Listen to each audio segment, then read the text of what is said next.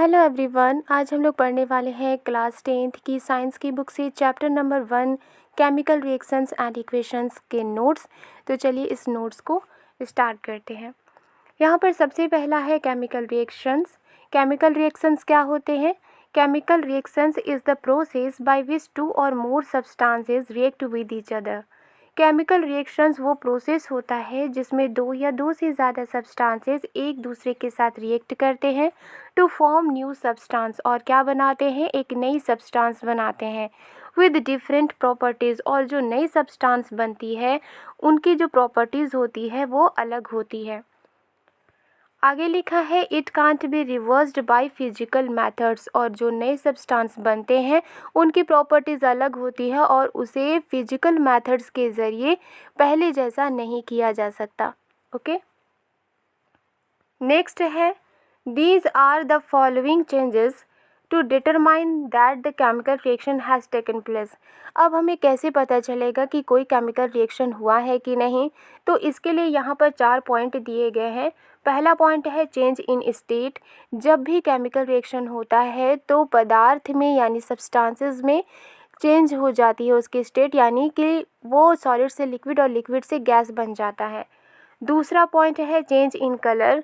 और जब कभी कलर में चेंज होता है तो हम कह सकते हैं कि केमिकल रिएक्शन होता है।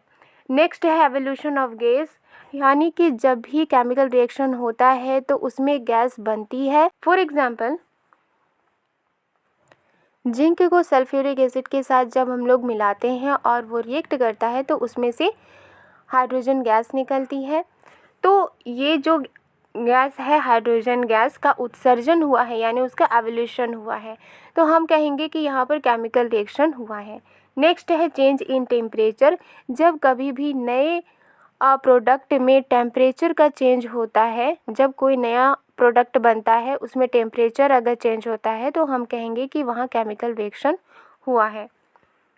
नेक्स्ट है chemical reaction happen in our daily life, यानी कि हमारे जो डेली लाइफ है उसमें कौन कौन से ऐसे इंसिडेंट हैं, कौन कौन से ऐसी घटनाएं हैं जिसमें केमिकल रिएक्शन होता है।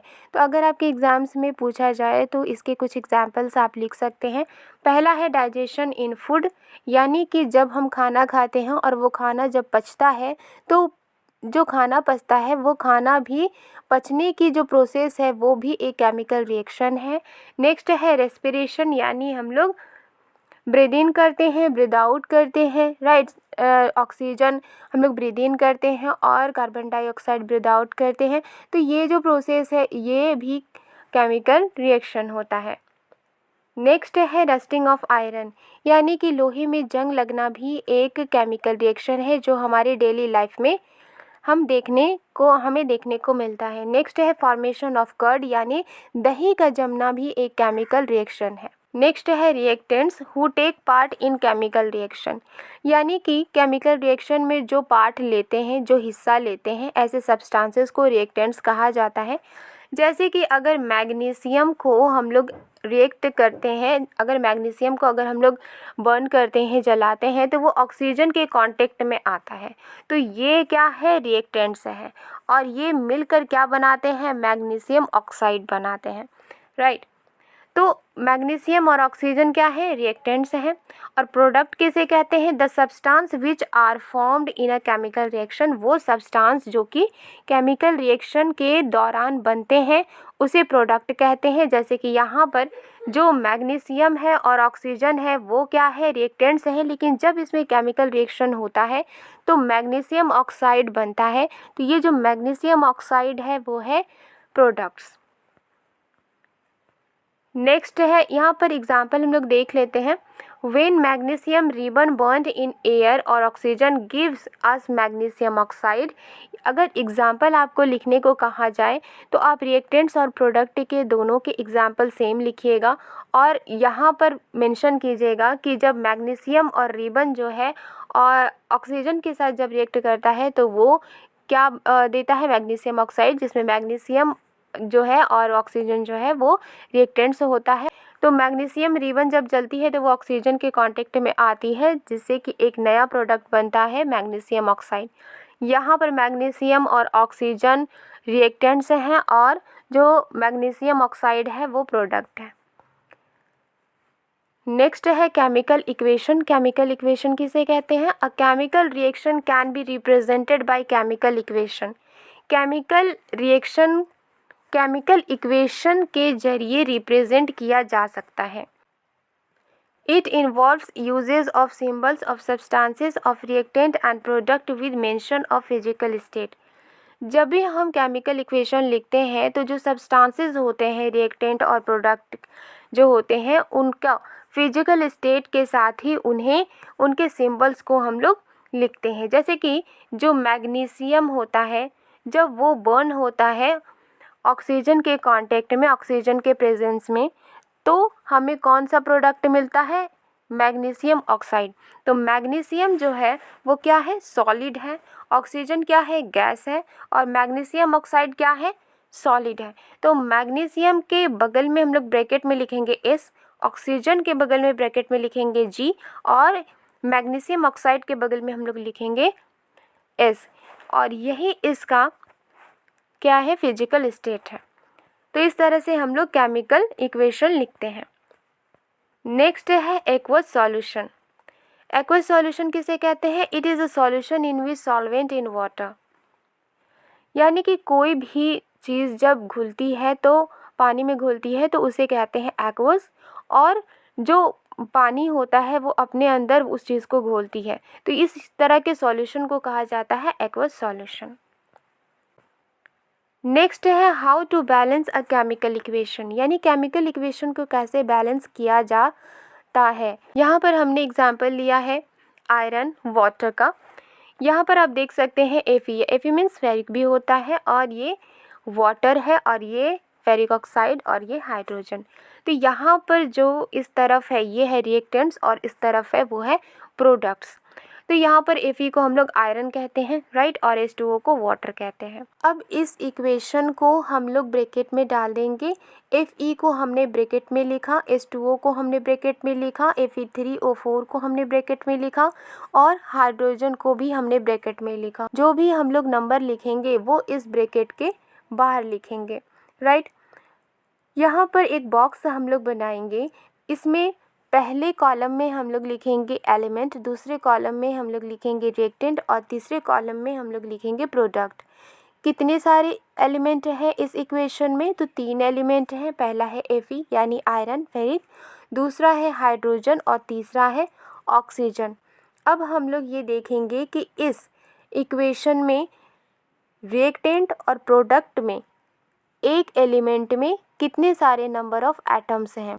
तो रिएक्टेंट्स में Fe के साथ नंबर ऑफ एटम है 1, और दूसरी तरफ प्रोडक्ट में Fe के साथ नंबर ऑफ एटम है 3, तो हम लोग यहाँ 3 लिख देंगे। इसी तरह से रिएक्टेंट की तरफ हाइड्रोजन में है 2 और प्रोडक्ट में है 2, तो इसे हम लोग एज इट इज़ लिख देंगे। नेक्स्ट है ऑक्सीजन में रिएक्टेंट्स के साथ है 1 और प्रोडक्ट्स के साथ है 4, तो हमने यहाँ 4 लिख दिया। यहाँ पर हम लोग देखेंगे कि प्रोडक्ट में 3 है यानी ज़्यादा है, लेकिन रिएक्टेंट में 1 है यानी कम है। तो रिएक्टेंट में किससे मल्टीप्लाई करेंगे 1 को कि 3 आ जाए। तो यहाँ पर 3 से मल्टीप्लाई करेंगे तो 3 आएगा, यानी यहाँ पर बैलेंस Fe हो चुका। अब जो यहाँ पर 3 लिखा है हमने बैलेंस किया है, तो उसे Fe के बाहर, यानी जो हमने यहाँ पर Fe लिखा था ब्रैकेट में, उसके बाहर हम लोग ऐसे 3 लिख देंगे, राइट। अब यहाँ पर बारी आती है हाइड्रोजन की। तो हाइड्रोजन में रिएक्टेंट और प्रोडक्ट दोनों की तरफ क्या है? 2 है, तो ये बैलेंस में है, तो इसे एज इट इज़ अभी रहने देंगे। ऑक्सीजन में हम लोग देखेंगे कि रिएक्टेंट की तरफ 1 है और प्रोडक्ट की तरफ 4 है। तो रिएक्टेंट में जो नंबर ऑफ़ एटम 1 है उसे किससे मल्टीप्लाई करेंगे कि वो 4 आ जाए। तो 4 से मल्टीप्लाई करेंगे तो 4 लिखेंगे, तो दोनों तरफ ऑक्सीजन में 4 आ गया। तो ऑक्सीजन जो है उसके, ऑक्सीजन कहाँ है? ऑक्सीजन रिएक्टेंट में यहाँ है और प्रोडक्ट में यहाँ है। ऑक्सीजन प्रोडक्ट में जो है वो नंबर ऑफ़ एटम उसके साथ 4 है, लेकिन रिएक्टेंट में 4 नहीं है, इसलिए इस ब्रैकेट के बाहर हम लोग 4 लिखेंगे। लेकिन जैसे ही हम लोग यहाँ पर 4 लिखेंगे तो ऑक्सीजन का नंबर ऑफ़ एटम तो 4 हो जाएगा, लेकिन ऑक्सीजन के साथ हाइड्रोजन भी है, और जब हम इसे मल्टीप्लाई करेंगे तो इसका आंसर क्या होगा? 4 2 जा 8 हो जाएगा। इसलिए हम लोग इसे फिर से क्या करेंगे कि बैलेंस करेंगे तो ये 4 2 जार 8, इधर तो 4 2 जार 8 हो ही जाएगा और इधर 4 ही रहेगा, क्योंकि ऑक्सीजन का जो नंबर ऑफ़ एटम्स हमने लिखा बैलेंस किया वो 4 है। तो कहाँ पर हमें लिखना पड़ेगा, तो प्रोडक्ट की तरफ लिखना पड़ेगा 4, यानी पहले यहाँ पर हम लोग इसे मल्टीप्लाई कर लेंगे। यहाँ हम लोग देखेंगे कि 2 को किससे मल्टीप्लाई करेंगे कि 8 आ जाए, तो 4 से मल्टीप्लाई करेंगे। ठीक सेम उसी तरह से प्रोडक्ट में भी हम लोग 2 को 4 से मल्टीप्लाई करेंगे तो 8 आ जाएगा। अब हम लोग यहाँ पर लिख सकते हैं Fe के बाहर हम लोग 3 लिखेंगे क्योंकि दोनों तरफ 3 है, और यहाँ पर H2O के बाहर हम लोग लिखेंगे 4। यहाँ पर 4 2 जा 8 हो जाएगा और 4 ऑक्सीजन का नंबर ऑफ़ एटम हो जाएगा। तो ये बैलेंस में है तो इसे रहने देंगे।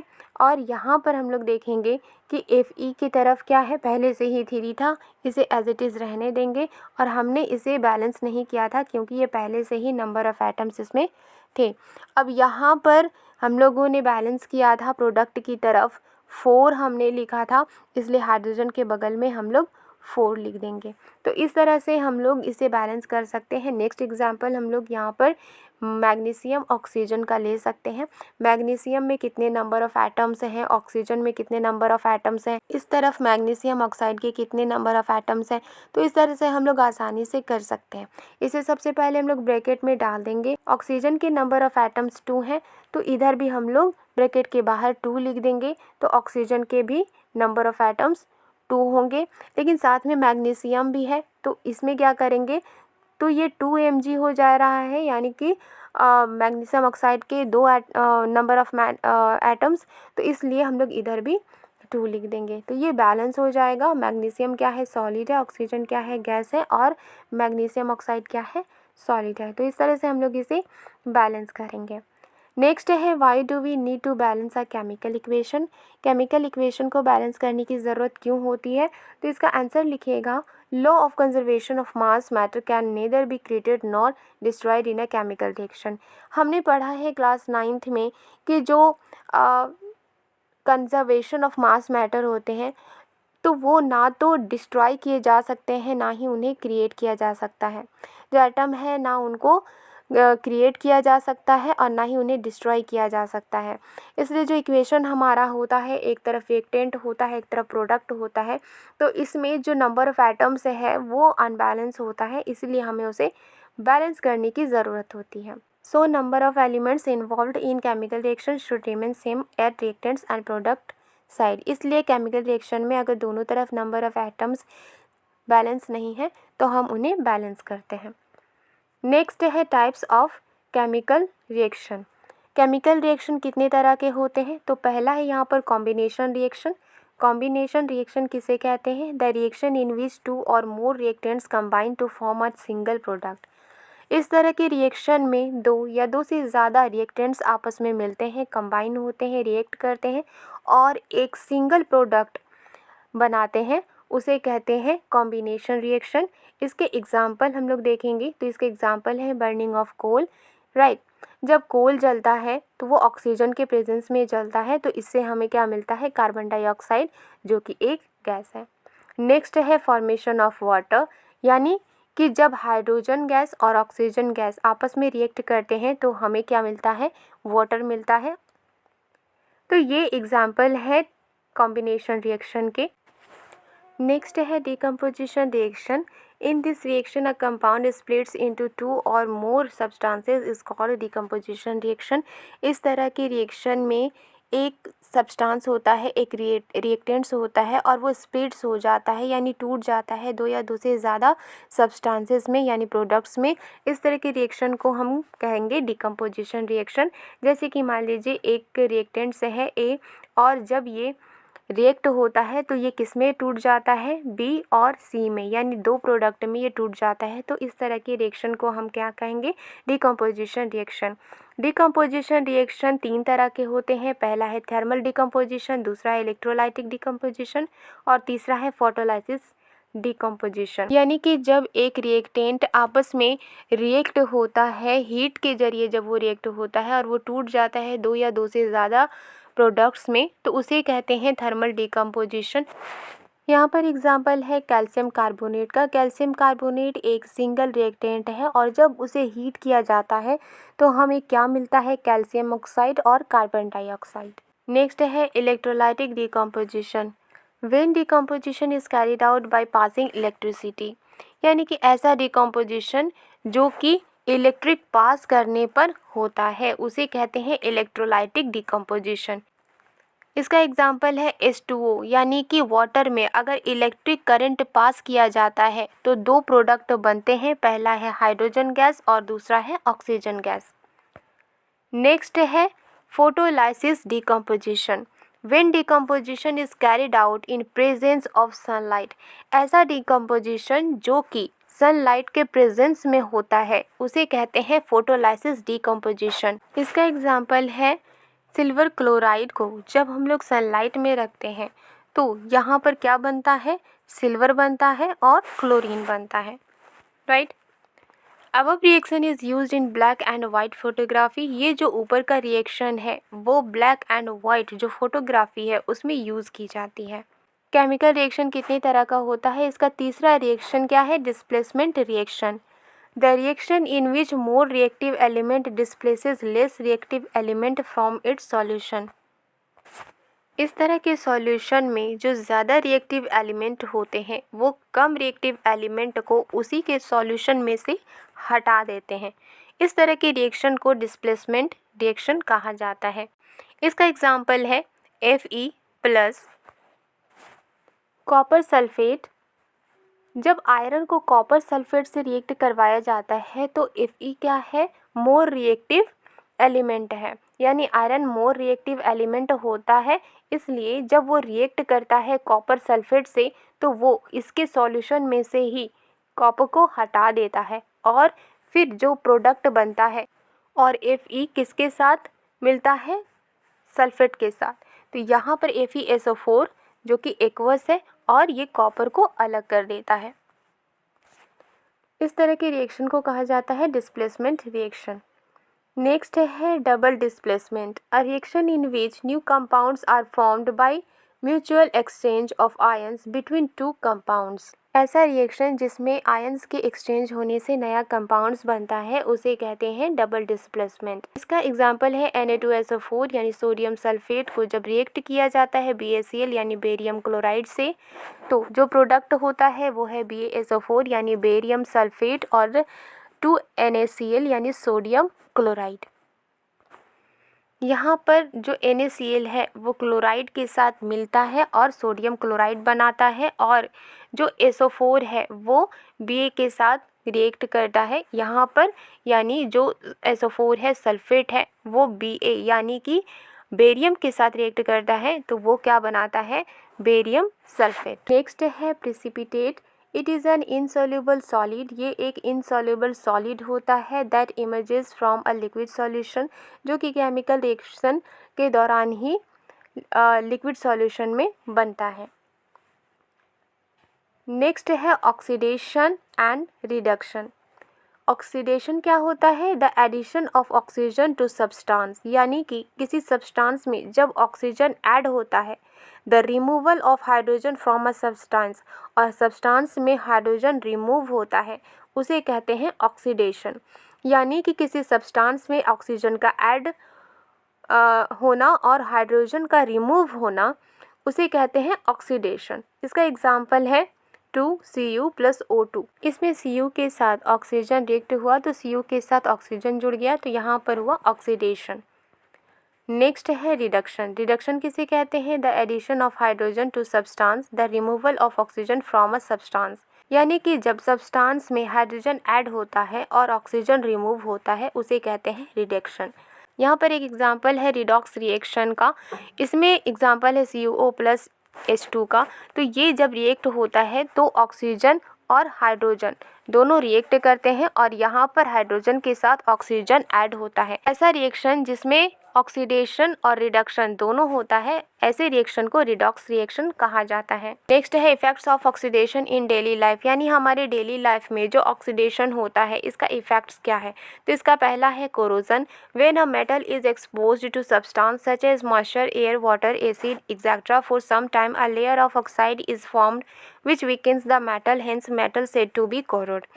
जब मेटल कुछ देर के लिए मॉइस्चर, एयर, वाटर या एसिड के संपर्क में रहता है, उस पर ऑक्साइड की एक लेयर बन जाती है जो कि मेटल को वीकेंस करती है और इस तरह से इसे कहा जाता है कोरोड। इसके एग्जाम्पल देख लेते हैं। Rusting of iron, black coating on silver, green coating on copper, इसे कहते हैं कोरोजन। और आयरन, सिल्वर और कॉपर का क्या हुआ है, कोरोड हुआ है। नेक्स्ट है रेंसिडिटी।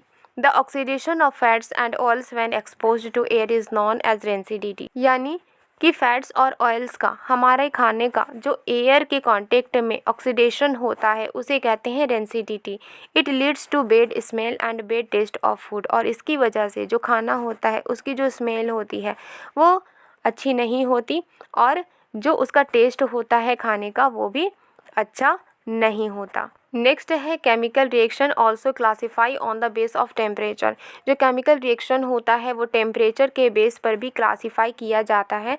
इसका पहला क्लासिफिकेशन है exothermic reaction, reaction in which heat is released along with formation of product called exothermic reaction.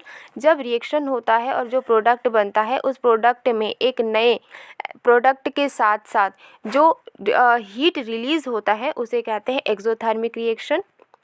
इसका एग्जाम्पल है burning of natural gas. Next है endothermic reaction, the reactions which requires energy. ऐसा reaction जिसे ज़रूरत होती है energy की in the form of heat, light and electricity. किस फॉर्म में, चाहे वो हीट हो, चाहे वो लाइट हो, चाहे वो इलेक्ट्रिसिटी हो, इन सभी फॉर्म में जो एनर्जी की ज़रूरत होती है ऐसी रिएक्शन को कहा जाता है एंडोथर्मिक रिएक्शन। आई होप आपको ये नोट्स समझ में आई है तो लाइक एंड सब्सक्राइब करना मत भूलिएगा। मिलती हूँ नेक्स्ट वीडियो में। Thank you.